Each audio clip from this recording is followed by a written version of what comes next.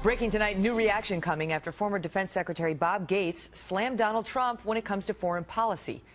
Gates has served under 8 different administrations, from Obama to Bush and Carter to Reagan, but he says he's never seen anything quite like Trump. Watch. I have some real issues with things he said about national security policy and some concerns. I think there are some contradictions. You can't have a trade war with China and then turn around and ask them to help you on North Korea. I have no idea what his policy would be in terms of dealing with ISIS. I worry a little bit about his admiration for Vladimir Putin. One of the things that makes it challenging for me is that he seems to think that he has all the answers and that he doesn't need any advice from staff or anybody else. Would you serve him if he asked? Well, I learned a long time ago never to say never, but let's just say that would be inconceivable to me. Joining me now, Mike Huckabee, former Republican presidential candidate and the former governor of Arkansas.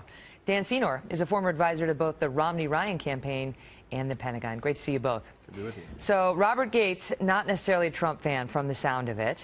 I realize that some voters out there don't care what Bob Gates thinks, but most people who pay attention say he's a straight shooter. What do you say, Governor? I think he's a straight shooter. I think he's reflecting what he believes, but I don't know how well he knows Donald Trump. And I think the people who do know Donald Trump know that Donald Trump is a man who surrounds himself with people who knows things he doesn't know, and he does listen to them. There is about that question about you can't have a trade war with China and then turn around and ask them to help you on North Korea. There are a lot of things that you say in politics that you say publicly that you do because it's a posturing. It's part of the process. And then you also are talking to people in intimate conversations and bringing them in. It's part of the legislative process. So what you are saying is it's a bunch of baloney when you're running, but then you get smart people around you when you're in. It is not about baloney. No, it's about making sure that there is a clear indication publicly that the United States of America is not going to back down, no matter who it is, whether it's China or whether it's North Korea. I don't think that you're going to see Russia flying fighters 30 feet over a Navy destroyer if Donald Trump is president. Go ahead, Dan. Look, for the last 8 years, many Republicans, you, me both, critiqued this President Obama, for not being tough enough on our adversaries and being too tough on our allies. Look at one of our biggest adversaries, someone working against U.S. interests today, is Vladimir Putin. Donald Trump, I mean, you may know what he says behind the scenes, but I'm just reacting, as I think Secretary Gates is, to what he says in public. Donald Trump revels in the flattery from Putin.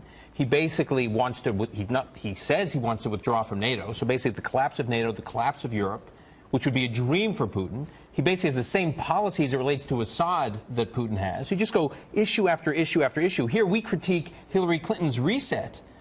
I mean, Donald Trump would be weaker on Putin than Hillary Clinton. See, I disagree, Dan. I don't think he would be weak at all. I think he has a respect for Putin because Putin is just the kind of guy, when he sees a weak president like Obama, he just shoves it up his nostrils. I don't think he would be doing that with Donald Trump. So you don't think Putin, on month 1 or year 1 of a Trump presidency, I hate to say those words, a Trump presidency, but let's just say year one of a Trump presidency, you don't think that Vladimir Putin would say, all right, I've got a friend in the White House who's got my back. No. So I'm going to invade Estonia. I'm going to invade Lithuania. In fact, this President Trump has collapsed NATO, which has been a pillar of the American transatlantic alliance. I'm going to see what I can get away with. China, another strategic threat to the United States. I think you're talking about Obama. That is not. This is word for word on what Donald Trump on China. Trump has praised the way the Chinese government clamped down on the Tiananmen Square massacre, something I know you were outraged about. Any democracy, freedom-loving American would be horrified by what the Chinese communists did at Tiananmen Square.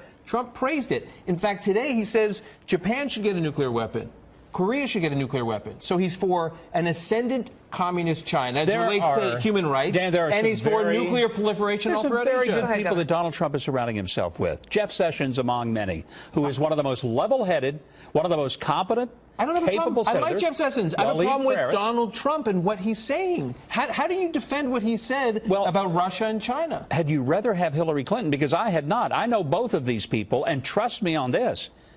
We can't have another 8 years of Obama policy. So is the best defense of Trump hey, he's terrible, You know but what he's I only think the best slightly defense less is? No. terrible than Hillary Clinton. I'll tell you the best defense. I think he's going to put America first. It's been a long time since we've had a president that put America above all other That's interests. just a platitude, And I think Governor. that matters. That's just a platitude. Like, what? Can you respond to what Dan is saying?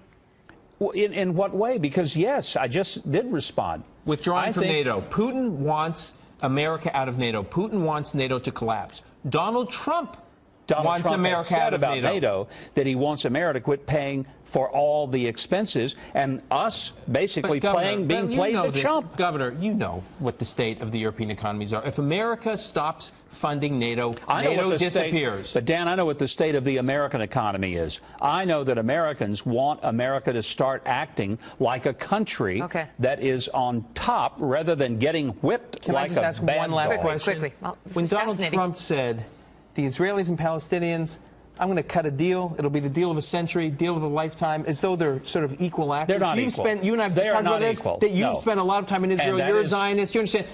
Does that not worry you that he has such a complete lack of knowledge about the region, let alone a real connection to the state of Israel as it's dealing with a range of threats throughout the region? I didn't agree with him on that, but I'm telling you this. I would rather have him because I think he is willing to learn about the big difference between the Israelis and the Palestinians. I don't think Hillary has the capacity to change her mind. I think she is ironclad. I've been involved with Republican and conservative national security debates for decades. I'm sad to say that our nominee, the best we can say for him, is that he'll be slightly less worse than the Democratic. I got to leave it at that. Yeah. But this is fascinating. You can come back once a week. I get the block off. This is the best kind of debate because it's two really smart people who really believe what they're saying, and I appreciate it, both of you.